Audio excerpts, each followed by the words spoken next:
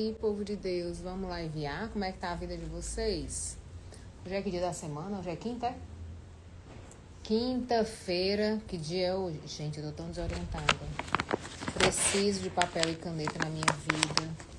Preciso colocar pra fora as coisas. O que acontece? Tô aqui, alinhando o copy do Pandora e criando produto. Criei 3 produtos de ontem pra hoje para 3 pessoas diferentes. Não, 2 produtos para uma e 2 produtos para outra. 4 produtos. 4 produtos para 2 pessoas. Por quê, gente? Gente, eu sou hiperativa. Tenho um problema, eu sou hiperativa. Não só no corpo, como na mente. Então, eu tenho um comportamento físico hiperativo e eu tenho um comportamento hiperativo neural. Ou seja, a minha cabeça, ela não para. Não para. Então, assim, eu tô de resguardo cirúrgico. Ainda estou de dreno. Certo? Não estou fazendo nada, estou o dia inteiro deitada comigo, várias pessoas cuidando de mim, obviamente, mas como a mente inquieta, né? Como a mente fica inquieta. E aí eu, conversando com algumas pessoas, vendo algumas necessidades, comecei a montar um passeio.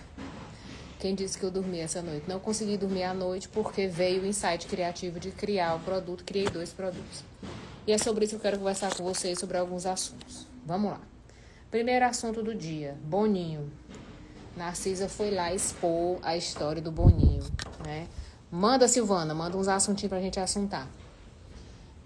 Existe uma história que é assim, quando o casal se separa, que é se um dos lados tem dinheiro, o outro já não precisa arcar, o outro já não precisa estar, porque a criança, o filho é visto como um cachorro. Se tem alguém que compra a ração dele, eu não preciso mais estar lá. Entende? Se tem alguém que dê casa e ração para ele, eu não preciso estar lá. Isso é loucura. Então, em trocando em miúdos, o que a Narcisa disse foi isso, né? Que ela tem dinheiro também, mas que existe a tarefa do pai. Não é porque eu tenho a questão financeira que não afeta a minha filha, que lá vem o calango gigante, que o pai esteja ausente financeiramente, né? E aí, daí pra frente é só pra trás. Outro assunto que me assustou muito ontem, de alguns casos que eu tive atendendo, foi a questão do filho da classe média. O filho da classe média alta, que pensa que é rica, que é aquela pessoa que diz assim, meu filho não vai sofrer o que eu sofri. O meu filho não precisa passar por isso. O meu filho não precisa trabalhar. O meu filho só vai trabalhar quando se formar. As minhas princesas não vão ficar ouvindo grito, passando humilhação. Eu trabalhei a vida inteira para o meu filho não sofrer o que eu sofri, não passar o que eu passei. E aí ele cria pessoas que não sabem fazer nada, que sabem absorver conhecimento, que sabem sentar numa cadeira, absorver um conhecimento e tirar uma nota alta e ser aprovado numa prova. Mas essa pessoa não sabe fazer nada com esse conhecimento, ela não sabe monetizar esse conhecimento, ela não sabe negociar, ela não sabe treinar pessoas, ela não sabe contratar pessoas. Por quê? Porque ela não passou pelo estágio natural da vida, que é aquele empreguinho no McDonald's, é aquele empreguinho no shopping, que ela vai aprender as habilidades de negociação, de frustração. Por quê? Quando eu vou trabalhar com 16 anos, com 18 anos, que acho que no Brasil é a partir de 18 anos, quando eu vou trabalhar dos 18 até os 20, 23 anos, e a minha família é de uma classe média alta, eu não preciso desse dinheiro. Não depende, a minha família não depende desse dinheiro, mas a minha evolução como ser humano depende. Por quê? Porque até aqui eu frequentei lugares que me serviram. Eu fui para a escola me servia. Eu fui para o balé me servia. Eu vou no médico, ele me serve. Eu vou no hotel, eu sou servido. Eu vou no cinema, eu sou servido. A minha vida é ser servida em todos os lugares que eu habito. E o meu lugar é só de cobrar, exigir ser servido. Se eu não passo por esse estágio de trocar de lugar, de servir, de ouvir o grito, de ter que cumprir horário, de aprender o que é autoridade, de ter que negociar, de ter que renunciar a alguma coisa porque eu tenho horário de trabalho, eu não vou amadurecer, eu vou envelhecer. O trabalho na juventude, ele serve para te amadurecer, não é para te enricar. Ah, meu filho não precisa desse dinheiro, eu tenho. Eu também. Mas ele precisa de um aprendizado que a família não tem mais para dar. a família de classe média alta, não tem mais esse aprendizado. O que acontece? Esses filhos hoje estão se casando, estão com 35, 40 anos, já com filhos, mas não são pessoas que têm sequer renda para manter o patrimônio que o pai e a mãe deixaram. São pessoas que a mãe... eu casei, mas a minha mãe me deu uma casa, meu pai me deu um carro, o meu pai paga o plano de saúde do meu filho, a minha mãe paga a escola da minha filha. Por quê? Para que eu não viva a realidade da minha renda. Eu não adquiri renda para viver esse nível de vida que eu estou vivendo.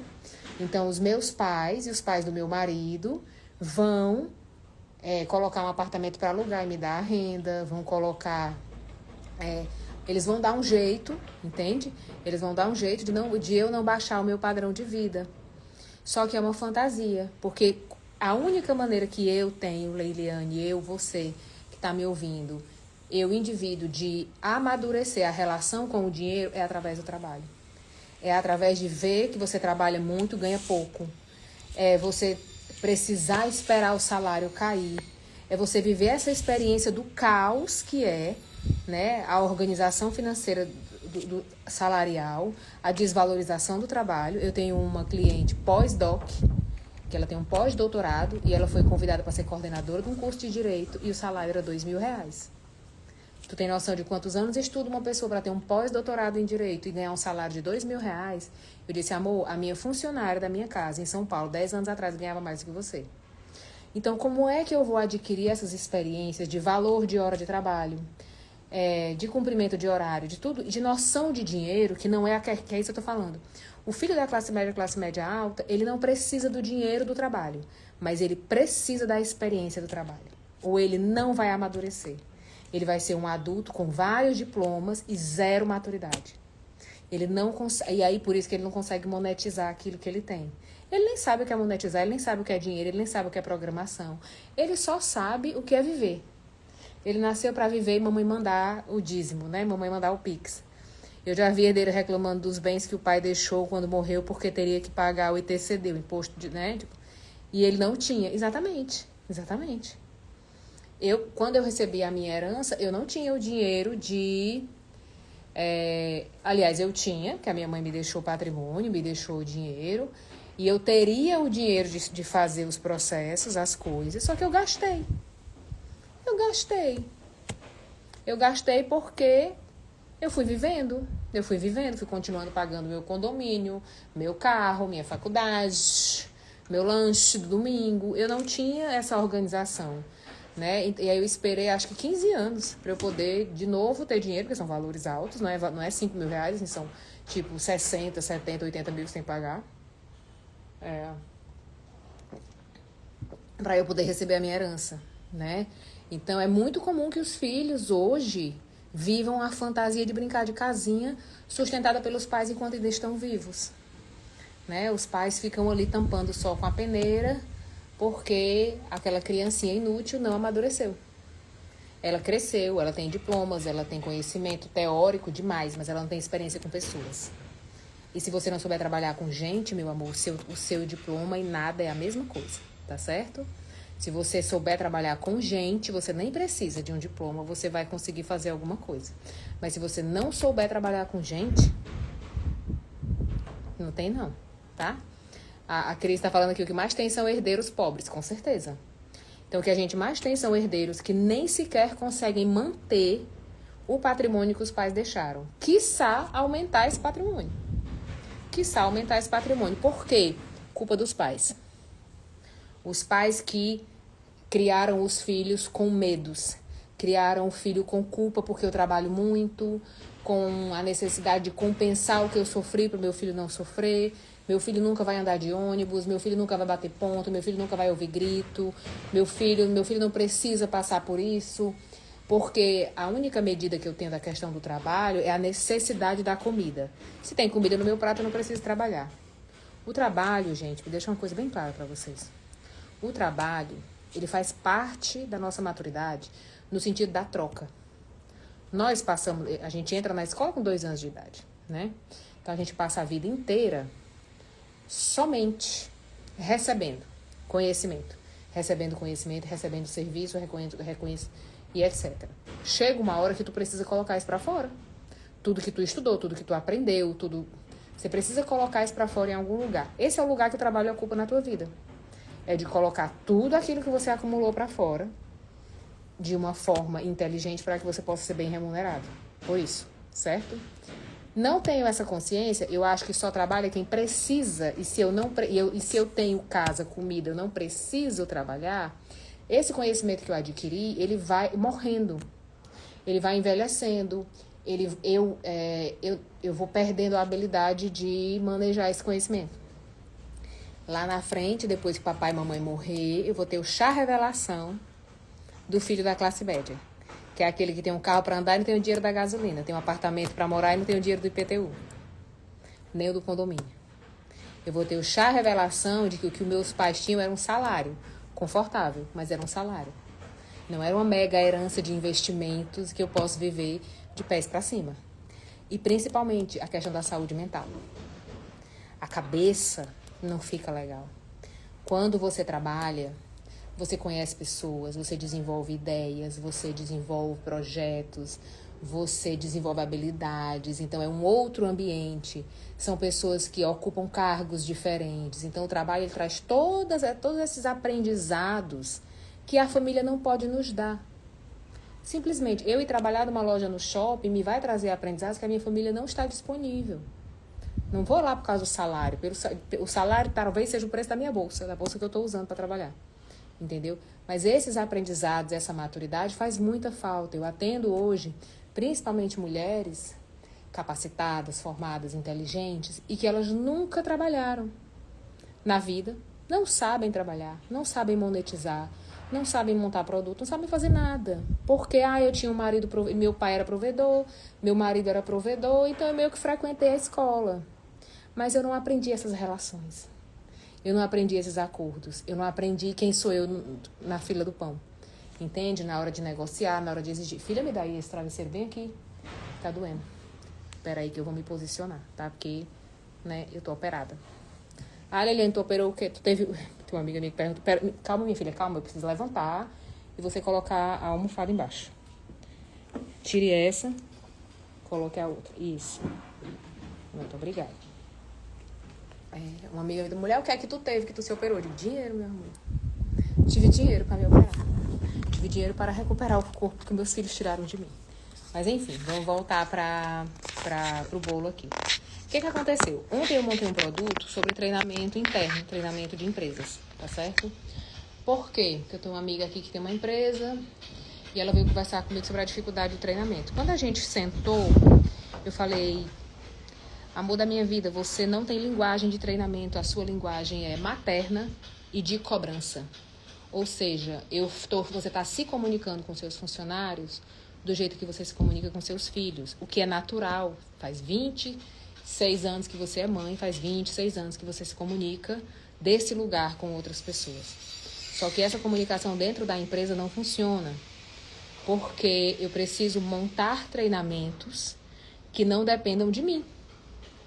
Eu preciso montar um treinamento que outra pessoa possa ministrar esse treinamento e que qualquer unidade da empresa que eu abra tenha um trainer que gere esse treinamento para eu manter o padrão da empresa, certo? Para eu instalar a cultura e o padrão da empresa. E ela olhou para mim e fez, meu Deus, agora eu entendi.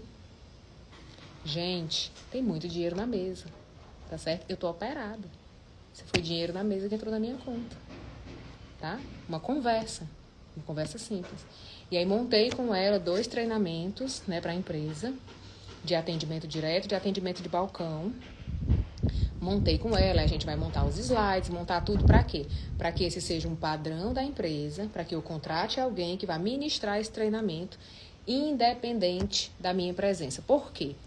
Todo negócio, quando ele nasce de uma família, de um modo estruturado, e ele vira um comércio, um meio de vida. Para eu sair da mentalidade do comerciante para a mentalidade do empresário, dói. Dói porque só eu que sei fazer. Eu faço muito melhor, eu faço muito mais rápido. Só eu sei o segredo, eu tenho o meu nível de exigência, eu tenho o meu... ninguém faz tão rápido como eu faço, ninguém faz tão bem como eu faço.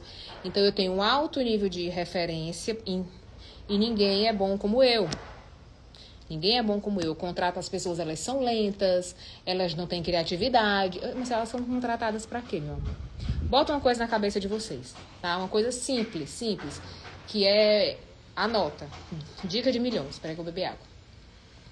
Pega o caderno, o lápis, a borracha e anota. Se as pessoas que você for contratar forem tão boas, tão rápidas, inteligentes e criativas como você, elas não vão trabalhar para você. Elas vão montar o próprio negócio delas. As pessoas que vão trabalhar para você, elas exatamente vão trabalhar para outra pessoa porque não possuem essas habilidades. Elas possuem habilidades de execução. Ou seja, se eu treinar, ela vai executar muito bem qualquer função. Eu não estou dizendo que ela é inferior a mim intelectualmente. Eu estou dizendo que nós temos características diferentes. Eu sou hiperativa, né? Altas habilidades com alta criatividade. Minhas filhas não são assim. Meu marido não é assim. Eu não posso me tomar como regra, como parâmetro para contratar outras pessoas. Eu preciso definir as tarefas que o meu negócio precisa. Dentro desse negócio, qual é a tarefa? Começo, meio e fim. Se eu estudo o ensino dos estruturais, toda tarefa ela tem começo, meio e fim, ela tem sequência, deu errado, quem é que eu chamo, deu certo, quem é que eu chamo, errei, como é que eu identifico se é erro, se é irresponsabilidade, tá tudo lá no estruturais. E aí, montei essas tarefas, eu vou contratar pessoas para essas tarefas. Eu não vou contratar pessoas para serem iguais a mim. Quem vai ser igual a mim? Network. O meu network é que vai ter o mesmo time, o mesmo processamento, a mesma criatividade. Por isso que empresário se junta com empresário, todo dia ele monta uma empresa nova, não é assim? Então a gente precisa entender essa diferença. Se eu quiser contratar pessoas iguais a mim, eu não vou para lugar nenhum. Nunca. Nunca. Nunca. Porque uma empresa de papagaio não prospera. Se eu contratar 5 pessoas criativas, já preciso descansar. Para um processo de execução, eu nunca vou conseguir concluir o processo. Por que, Leiliane? Porque cada um vai ter uma ideia no meio do processo. Cada um vai parar para pensar e querer dar uma ideia. Ele não consegue ser executor, ele é criativo. Aí ele quer mostrar que a ideia dele é boa. Aí ele interrompe a execução para mostrar a ideia. Aí se 3 desses 5 pararem todo dia para discutir uma ideia, a minha produção não vai andar nunca. Eu preciso de pessoas executoras. Eu preciso de pessoas que tenham uma boa aprendizagem. Eu preciso de um treinamento que esteja estruturado dentro da aprendizagem, não da cobrança. Todo primeiro setor, todo pequeno negócio, o dono, ele é tudo. Ele é marketing, ele é financeiro, ele é dono, né? Ele faz essas coisas. Para ele crescer, ele precisa desenvolver treinamentos que não serão ministrados por ele. Porque o diálogo dele já não é um diálogo de treinamento, é um diálogo de cobrança. Ninguém gosta de ser cobrado. Porque quando você me cobra, é porque eu já errei. Quanto mais cobrança eu tenho dentro de um negócio, mais eu estou mostrando que eu não treinei as pessoas que eu contratei. O problema não é delas, é meu. Eu não treinei. Porque o adulto ele não gosta de ser punido, repreendido. O adulto ele não erra conscientemente. Ele erra por ausência de informação ou por ausência de instrução. Então, quanto maior são as dificuldades que eu tenho dentro de uma empresa, mais mostra que eu, como proprietário, eu como fundador, não montei um bom treinamento para essas pessoas. Não treinei bem as pessoas. Não é incapacidade dela, não.